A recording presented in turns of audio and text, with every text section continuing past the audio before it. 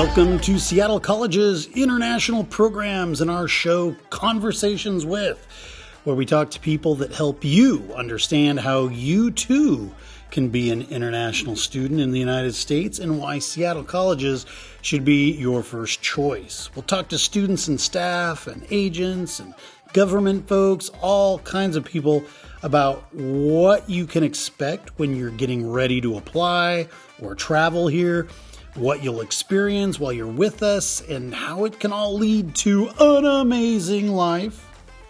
Don't forget to check out the Seattle College's International Programs website at intl.seattlecolleges.edu, where you can find a treasure trove of information about the school, the programs here, and best of all, fill out and submit your application.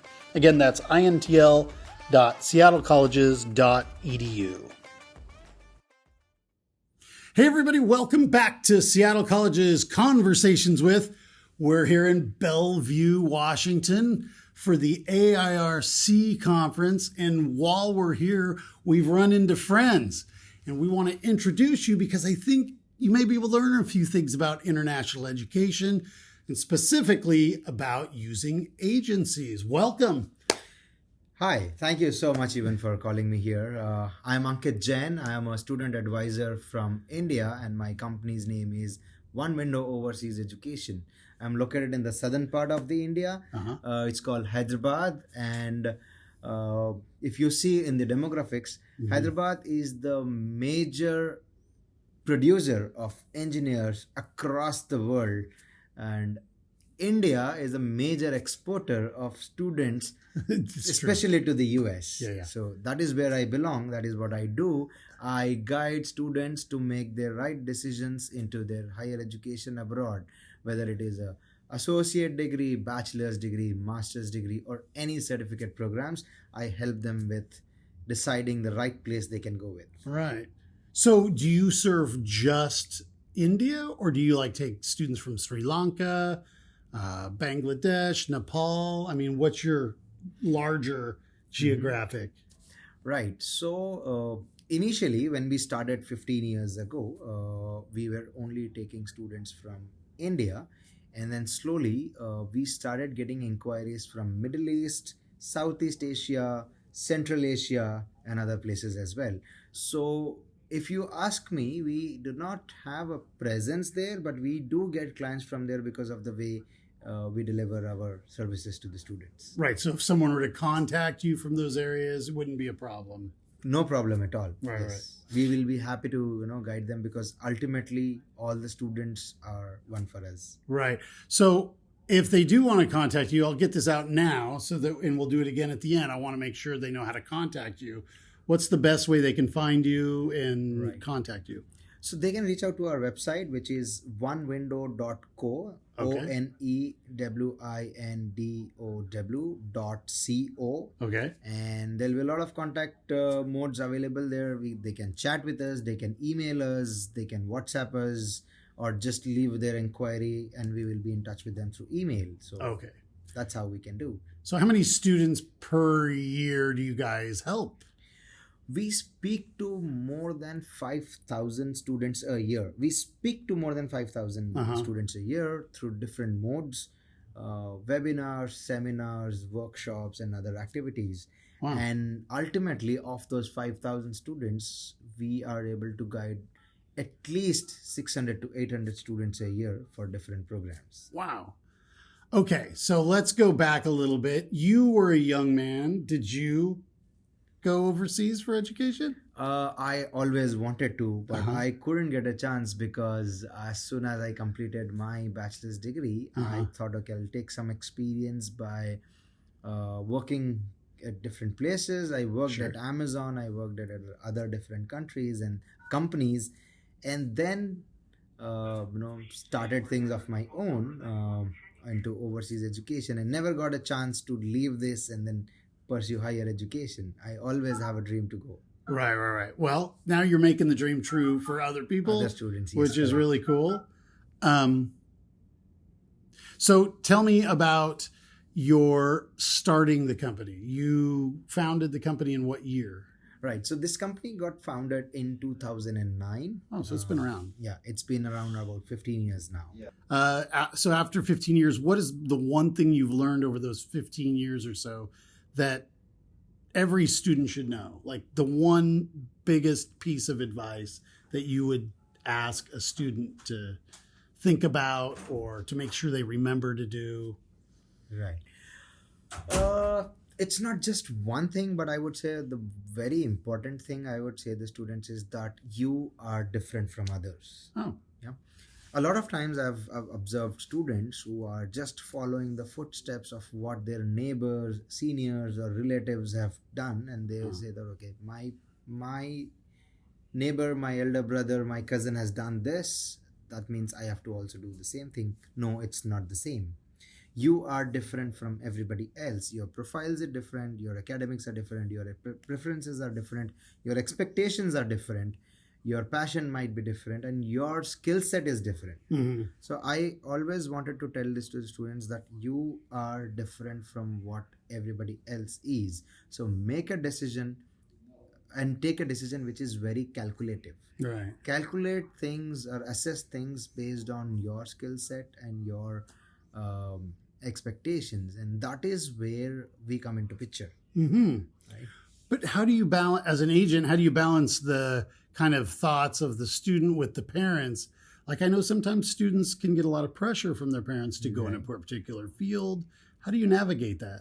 Right. So this happens a lot of times. I'm sure it does. You have definitely pointed out that one thing which is very difficult, because parents are somebody who are, I would say, are looking for more success to the students. They are looking for more promising outcome to the students, and they don't want to try out new things. They are okay with knowing or doing something which has already been said and done. Right. They just say, okay, just replicate things and do it. Uh-huh.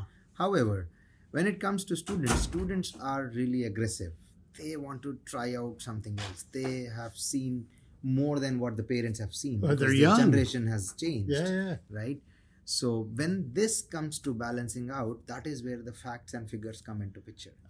And that is where the support from the universities, from the colleges, from the alum of those institutions comes into picture to give them the facts that, okay, it's not something the student is willing to do out of the blue. The student has decided that based on a few facts which are here, the curriculum which they're going to study, the types of job which they are going to get exposed to, the amount of salary which they are going to earn after completion of their education, and so on and so forth. Okay, so I know when students are thinking about going to school in the United States, or their parents have said, hey, we're going to send you overseas, they have kind of a choice whether or not to even use an agent. Like, why would they want to call you? What is it that you do for them that they can't do for themselves? Yeah, right. So that is something which we tell to all our students, that getting into a college is not rocket science. You can do things on your own. You can select an institution, you can select a program, you can submit the application, get an admission, get a visa. Everything is sorted. Why us? Yeah. Every location, every geographical location, there is a different problem. So let's take an example of India. Students are all dependent on what their neighbors or cousins or others have done. They want to just replicate and do it. Some student who wants to do things differently want to go online on the internet, find information and do it. The question is, how much information online is trustable? Second question is, how much time do you have to check on each information, each available information, filter it out and check whether it is correct or not? And the third thing related to that is that directly related to you, or it is somebody else's story? Right. Once again, we come to the square one, that somebody else has written something for them which was right. You're simply taking it and replicating it to yours. So do you have that much time in your hand to Do all these things and then execute it. Number one. Number two, are you ready to take so much of risk that you want to compromise your time, money, energy, and the last and more important thing is the opportunity, because this opportunity doesn't knock the door of the student every time. It's only once and only once in the lifetime that they get to study abroad. And I tell this to all of my students, a lot of times, that studying, taking a overseas education can be your highest investment which you're doing on your higher It's a education. big investment, yeah. It's a big investment. And it can be the last investment which you're doing on your education. Do you want to put it in a wrong way? I would think you'd want to start off on a really solid note. Exactly. So you really want to make this investment by properly calculating things. And that is where our expertise, our team comes into picture, that we have done so many cases in the past. We know exactly what information can be right for the student. We keep participating, making ourselves available in so many conferences, events, summits. Right. And we visit colleges, understand the campus, talk to the admissions department, talk to the faculties, and we understand and we know that, okay, what is right for the student, where it is available, and which we can simply take it and apply it to this student's profile. Right. To make this more simple and more effective, now you might ask, how many students can one person talk to, or can one person guide to? Right? Okay, I might have a team of 60 plus members. How many students can these 60 people guide for? So what we have done is we have put all this information, all these ideas, all these experiments, all this experience into the information technology. We have put all this into technology by the use of AI and machine learning. All this information can become accessible to the students just with the click of a mouse. So let's say I'm a student and I've decided to use you guys. Is the first thing you do having them fill out some sort of an interest application, and then that data gets put into... Absolutely. Okay. Absolutely. So can you explain that? So all this while, since the AI didn't become a trend, because today it's not cool technology, it is core technology. And I've said this in all my other videos and all, that AI is changing a lot of things. Earlier, when the students used to come to us, they used to fill up a form, name, number, email ID, college, preference, country, what they want to study, what exams they have taken, etc., etc. And that used to get put into an Excel sheet, filtrations, etc., etc. And then used to come a list of institutions. But now there are more than 160 points which we collect from the student, not at one point, but at different stages, which gets put into the system, and the system evaluates things and lets the student know that, okay, what institutions are good for you, what countries are good for you, what are the programs these institutions are providing which are rightly matching to your preferences, what are the tuition fees, deadlines, documentations, and moreover, the best part out of it is, what are your chances of getting into it? Well, right. I mean, what kid wouldn't want to go to Harvard or Yale or the big schools? But, that may not be the best fit for every student. So I don't know how your AI system works, but how does it know? It's like, look, yeah, you're a great student, but maybe the best fit for you is to go to this state school in the middle of the United States or something. So the main... the core part of AI, its role is to understand things from the past, learn itself, and then make a calculative decision. Okay. So this tool has been fed with more than 150,000 different data points, with which it matches these data points and gives out a result. And now, I'm not telling that this will be the ultimate decision. The AI has given this result out, it's just follow blindly. No. Sure. Again, once these results are out, there are human experts who will evaluate, check, and see if they are properly matching. Because even today, Nobody would want to trust a robo operating you, For sure. right? You really want a doctor also to supervise things. So yes, these advisors will really act as doctors to the solution of the problems which the students have. Right. Over that, I would also say that there is something which the student should also know: how to select the best advisor. Oh, okay. There are many advisors out, especially in India. There are more than 3,000 companies, I would say. Oh my That gosh. is, I think that is a very less number, I would have said. Uh-huh. So there are many companies which claim to be student advising companies, but are just, I would say, purely in real manner agents. Pick the student from here, put it the other place. That's it. Uh-huh.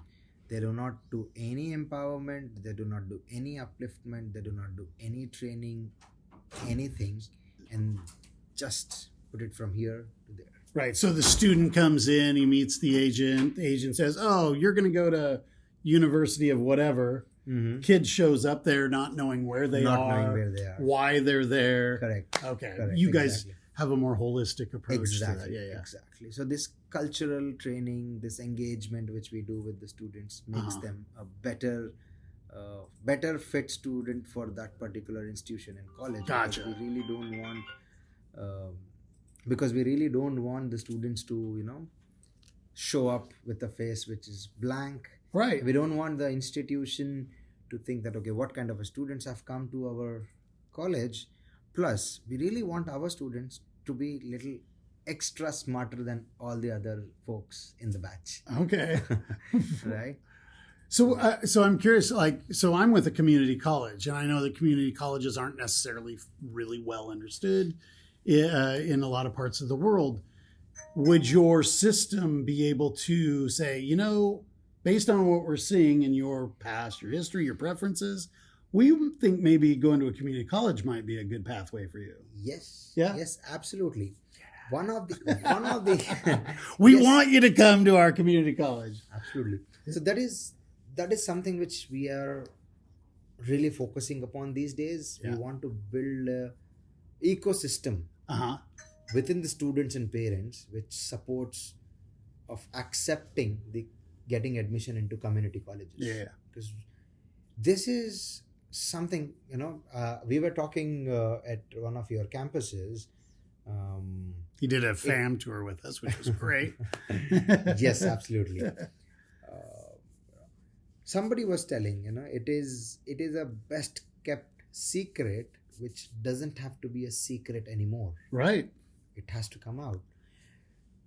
I see a lot of value in students who get in community colleges, and then they get a chance to get into much better institutions than they were eligible to get into when they were starting fresh. Right. So today I had a presentation in the morning which was about transfer degrees, dual degrees, and that is what I covered in that presentation, that how an institution as well as a student can get benefited with these type of arrangements. The student is saving a lot of money. The student is not just getting that atmosphere which a university has, and also all the sets of majors and programs which they are looking at. Mm-hmm. Whether it is aeronautical, automobile, computer science, health sciences, you name it, you have it. Yeah. And over that, I see that the approach, because a 17-year-old kid traveling from one country to another country, having to live on their own, not knowing what is the university, what is the procedure, what is the culture, they get a chance in the community college to have a very closed interaction with its administration, its faculty, its counselors. Right. I'm not telling the students that getting into a university is bad. I'm telling that getting into a university is really good, but if you think it is difficult for you to get into that university, this can be one of the paths which you can use and make the best of it. Right. Yeah. So if a person comes to you or a family comes to you and they have a student and they want them to come to the United States, they're going to want to say, look, we want to work with an agent because we like what you have to offer, but what's it going to cost us? Mm-hmm. Right. So, because there's a lot of different models out there. Right, some agents right. charge, Absolutely. some don't. It's a big different world. Now, I have a different theory altogether on a lot of things. Uh-huh. A lot of them will agree. People who are watching this, a lot of them will agree, a lot of them will disagree with this. Sure. 3 things I will say. One is good things do not come for free. Yeah. Right? That is one. 2, if you are getting it for free, that means whoever is giving it to you is getting something else in return. Mm-hmm. You never know whether it is good for you or not so good for you. Mm-hmm. 3 is if somebody is getting something for how they help it to you, do you think are they acting in a complete unbiased manner to get you what you can get? So I will take this from one of the series which I was watching, Suits. All right. Say the student is eligible for this, and if they go to a wrong advisor, maybe they end up here. They don't want to compromise on their profile. They don't want to compromise on their chances. They don't want to compromise on additional things which they can get, right? A lot of times I have seen students making a wrong decision of selecting a not so good advisor and ended up paying full 100% tuition fee when they were eligible to get at least 50% of the tuition fee in scholarships. Right. Because the advisor was not aware or didn't think of making a student realize that they can also apply for a scholarship. Because if they would have applied for that scholarship, maybe that person wouldn't have got what they were looking at. Right. That is where the difference between good and bad advisors come into picture. So do you, so if a student is to pay for some of the services, is it like a buffet where it's like, oh, I'd like this and I'd like this, but I don't really care about this? Or do they pay one fee and they get everything? How does it work with you guys? Everything is available. Everything is available. There is a buffet available. You take whatever you want to. Pay as you go. Or, so what we have done is to make it easy. We know what type of students would want to combine in what type of services we offer. So they would want just something, in terms of finalizing an institution. They want, along with finalizing an institution, they want us to help them with applications because they do not have so much of time to research when is the deadline, what is the tuition fee, what form to fill, what documents to upload, etc. Right. And then there are also people who say, I might not have so much time to think and write my essay, write my statement of purpose. So we have the service available where the student can sit down with a mentor and the mentor can guide them how to start thinking to put words on a statement of purpose. Right. Make your life a book.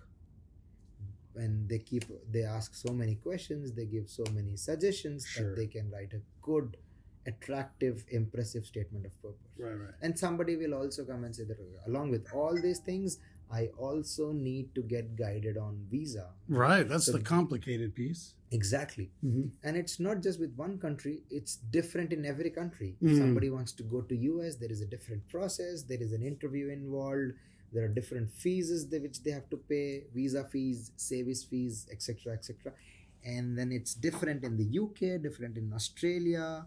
So we cater to all different countries. We have expert advisors for different countries, whether it is US, UK, Australia, Canada, Dubai, Malaysia, Singapore, Germany, Spain. Wow. So you can go to a lot of places. There's a huge list of deliverables which we do. Sure. Because the only thing different would be the visa process. The student advising remains the same for all countries. Right. So that is where we have made the the deliverables in a bundled packages where you can select package 1, 2, 3, or 4, whichever suits you the best. Nice. Or if you say I will take services as I go, that is also there. If you say I don't know anything, I don't know anything.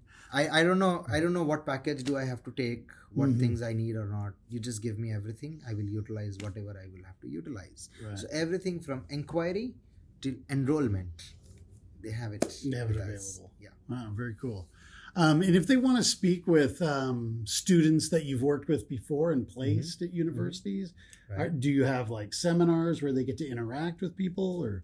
Yes, yeah. We do a lot of events with our students who have already been there, done that, so that these students can, and who have come back home. Yeah. Right? So they can give their experiences, what to do on day one, what to do after completing 6 months, what are the benefits they can utilize when they are on ground. Also, they get connected with the same professor who helped the ex-student to get a job. Oh, that's really cool. So, That's really valuable.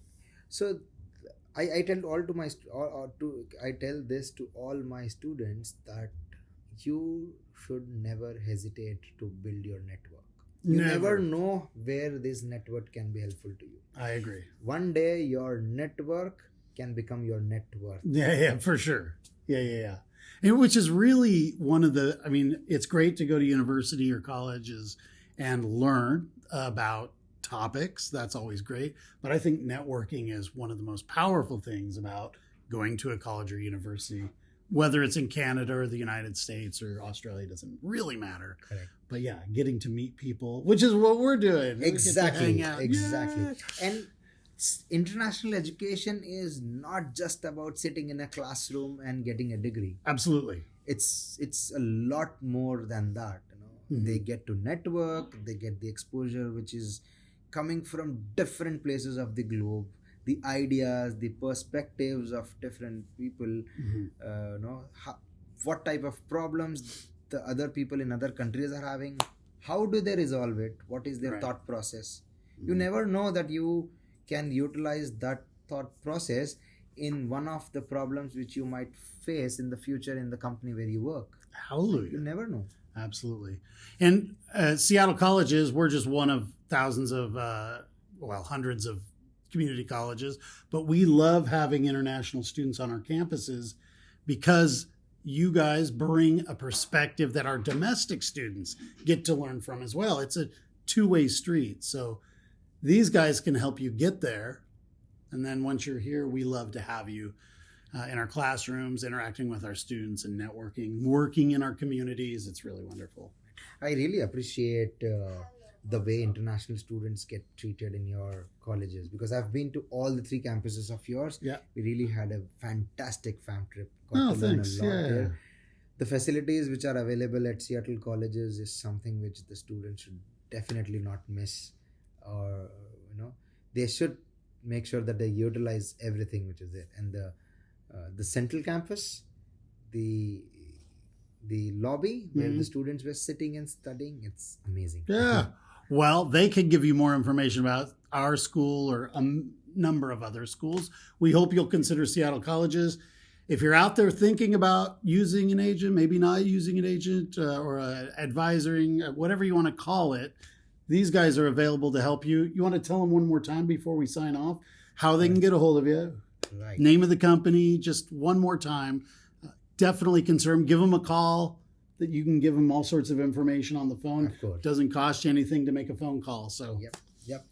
So yes, everybody, you can reach out to us on our website, which is www.onewindow.co, ONE1WINDOW.co. The company's full name is One Window Overseas Education. We are located in India, Hyderabad. Doesn't matter wherever you are contacting us from across the world. If you want good guidance, good advising, good support, you can always reach out to us. And it doesn't have to be that you want to take full advice from us. Just walk in, talk to us, send us an email, ask your query, and we'll be happy to resolve it.